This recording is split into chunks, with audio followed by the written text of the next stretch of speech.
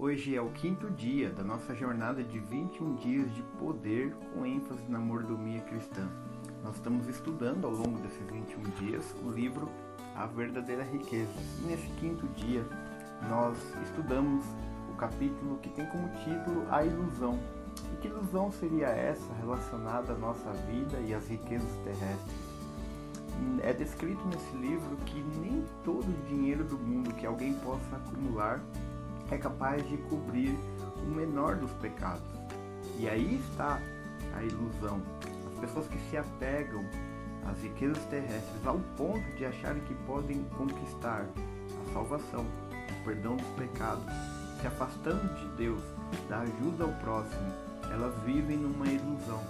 E é muito perigoso o acúmulo de riquezas e o amor a essas riquezas acima de todas as outras coisas, justamente por conta dessa ilusão que pode ser criada dentro da nossa mente e na nossa vida. Devemos fazer como o apóstolo Paulo escreve na sua primeira carta a Timóteo, no capítulo 6, verso 6, onde ele escreve o seguinte: de fato, grande fonte de lucro é a piedade com contentamento. Que possamos ser fiéis, usar os recursos que Deus confiou em nossas mãos, poucos ou muitos, para sermos fiéis e usarmos com piedade e sermos felizes assim diante de Deus. Que Deus te abençoe nesse dia e você fica agora com o nosso devocional de número 5, nesse quinto dia dos 21 dias de poder e oração, com ênfase, claro, no mordomia cristã. Olá, queridos amigos do distrito de Atibaia. Eu me chamo Ademar e eu sou pastor do distrito do Guarujá. Você já deve ter deduzido que eu estou a convite do meu grande amigo, pastor Renato Bertucci, para falar a respeito desse tema tão importante que é a mordomia. E quando falamos em mordomia, o meu texto favorito está em Lucas, capítulo 20. Eu gostaria de ler aqui a partir do verso 21. Então lhe perguntaram: mestre, sabemos que o Senhor fala e ensina corretamente, e não se deixa levar pela aparência das pessoas, mas ensina o caminho de Deus segundo a verdade. É lícito pagar imposto a César ou não? Mas Jesus, percebendo a artimanha deles, respondeu: mostrem-me um denário, de quem é a figura e a inscrição? Eles responderam: de César. Então Jesus lhes disse: pois deem a César o que é de César e a Deus o que é de Deus.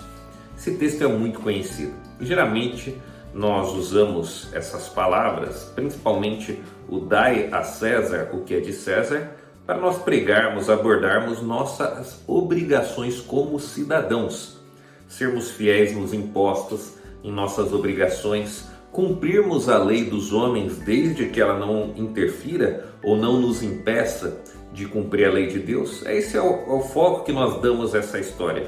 O dai a César o que é de César. Eu gostaria de chamar a atenção sua hoje para o dê a Deus o que é de Deus. Vamos voltar então para entender o porquê do dai a César o que é de César e o porquê do denário. Quando nós vemos aqui no verso 24, Jesus Cristo diz: mostrem-me um denário, de quem é a figura e a inscrição? Um denário, ele carregava ali, em uma de suas faces, a imagem do imperador.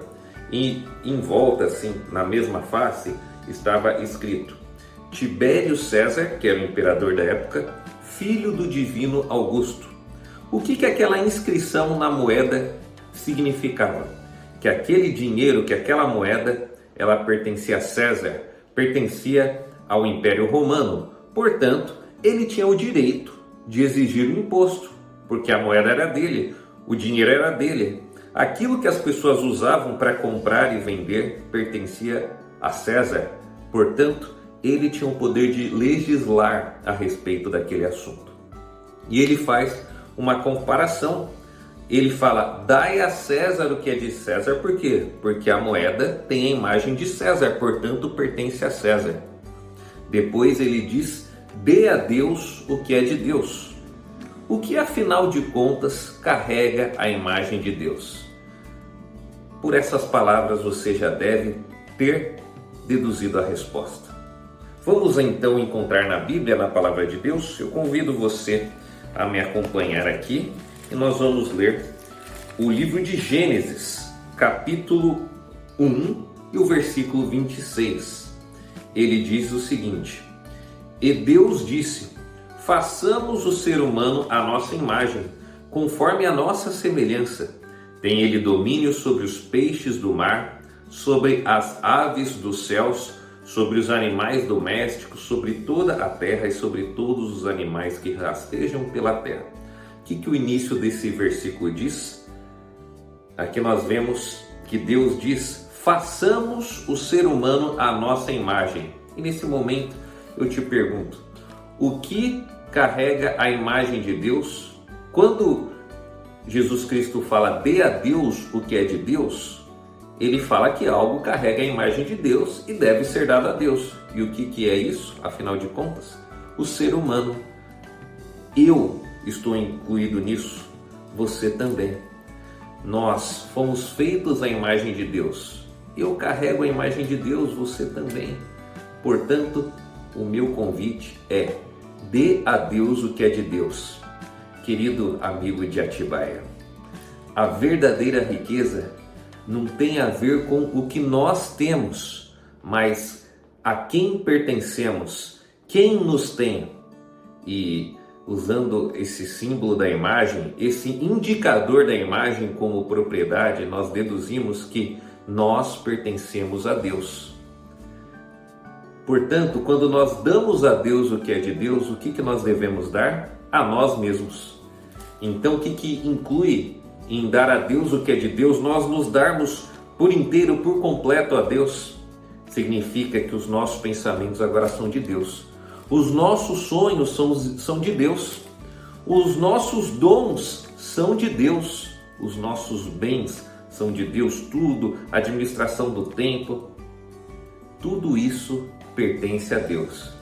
O convite da palavra de Deus é: dê a Deus o que é de Deus. Se entregue por inteiro.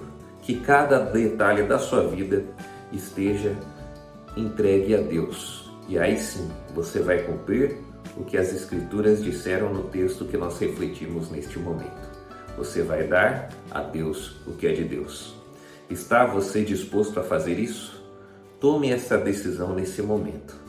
E Ele vai te dar em troca muito mais do que você jamais sonhou.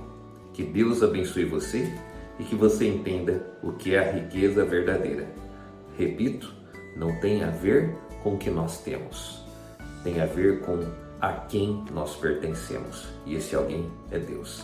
Que Deus abençoe você e cuide da sua vida e de todos os seus planos, sonhos, objetivos, intenções, tempo, sentimentos.